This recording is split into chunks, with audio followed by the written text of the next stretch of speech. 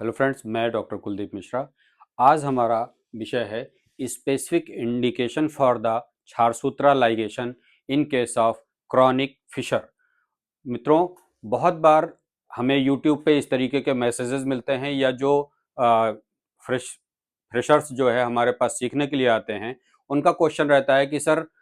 जो फिशर की कंडीशन में आप ट्रीटमेंट बताते हैं, हम कैसे ये सिलेक्शन करें कि कौन से फिशर की कंडीशन में हमें क्षारसूत्र लाइगेट करना चाहिए या कंजर्वेटिव मैनेजमेंट करना चाहिए। ये बहुत बार पूछा गया है, इसलिए आज जो वीडियो बना रहे हैं इसका मेन मोटो यही है कि हाउ टू सेलेक्ट द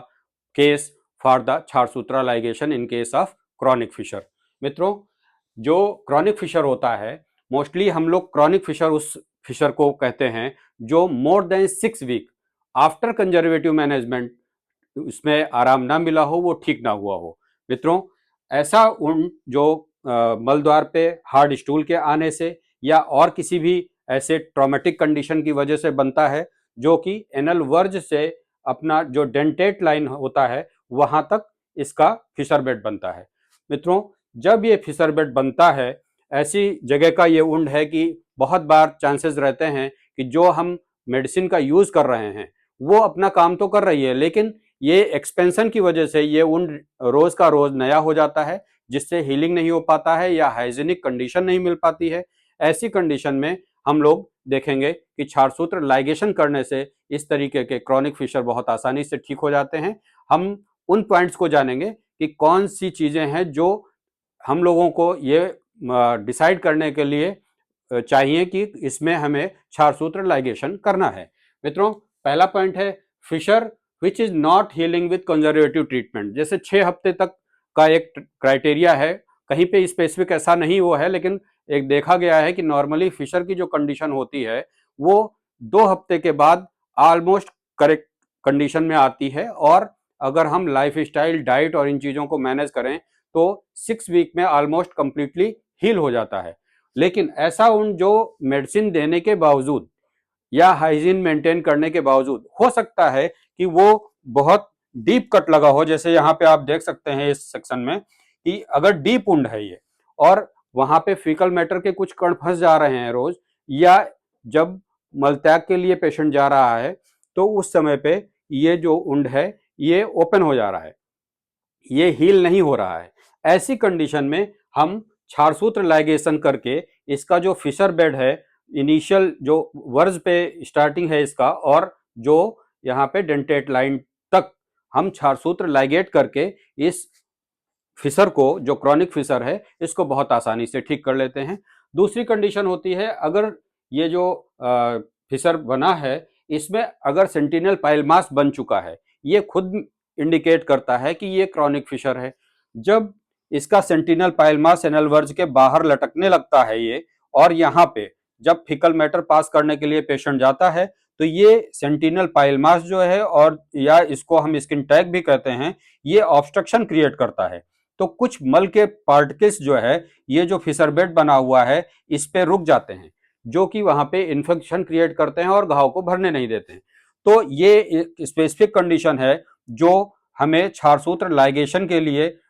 एक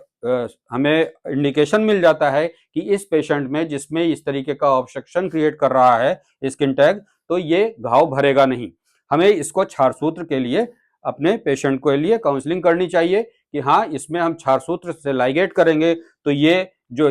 स्किन टैग बना हुआ है, या इसको सेंटिनल पाइल मास भी कहते हैं, ये वहां से जो है कट के अलग हो जाएगा और हमारा उंड आसानी से भर जाएगा, क्योंकि ये स्किन टैग ऑब्स्ट्रक्शन की तरह काम करता है और वहां पे फीकल मैटर रुकता है, इसलिए उंड आसानी से भरता नहीं है, भरने नहीं पाता है। तीसरा कंडीशन होता है हाइपरट्रोफाइड पेपिला। जैसे ये फिशर बेड के एक्सटर्नल एंड पे ये स्किन टैग बनता है, ऐसे ही पेशेंट में जो इनर एंड होता है, जो डेंटेट लाइन की तरफ होता है, इसमें एनल पैपिला बनता है। ये एनल पैपिला इस बॉर्डर पे बनता है, और ये जब पेशेंट प्रेजेंट करता है तो अगर एनल पैपिला काफी बड़ा है तो बहुत बार ये एनल वर्ज से बाहर भी आ जाता है। इस कंडीशन में हमें क्षारसूत्र लाइगेट करना चाहिए। क्षारसूत्र लाइगेशन से यहाँ पे जो एनल पैपिला है वो इस क्षारसूत्र के लाइगेशन से हट जाता है, उन पे जो डेब्रिस जमा है, जो वहां पे फीकल मैटर आ रहा है, जिसकी वजह से इन्फेक्शन हो रहा है। जैसा कि हम लोग जानते हैं कि क्षार सूत्र, क्षार का जो कर्म है, लेखन, भेदन और छेदन, छेदन भेदन लेखन की वजह से तीनों प्रोसेस से यहाँ की डेब्रिस भी हट जाती है। ये जो हाइपरट्रोफाइड एनल पेपिला बना है, ये भी हट जाता है और उंड हमारा क्लीन हो जाता है और मेडिसिन प्रॉपर वर्क करती है और आसानी से हम ऐसे पेशेंट को ठीक कर सकते हैं। तीसरी चीज है, बहुत बार पेशेंट प्रेजेंट करता है ओपीडी में, जब उसको हम एग्जामिन करते हैं तो उसकी जो एनल टोन होती है, जो स्फिंक्टर हैं वो स्पाज्म में रहते हैं। इसको इस तरीके से देख सकते हैं कि ये जो हमारा एनल वर्ज है, स्फिंक्टर स्पाज्म में होने की वजह से ओपनिंग बिल्कुल नहीं रहती है और उसको मल त्याग में बहुत तकलीफ होती है। मल निकलता है तो जो टोन है वो मेंटेन नहीं है,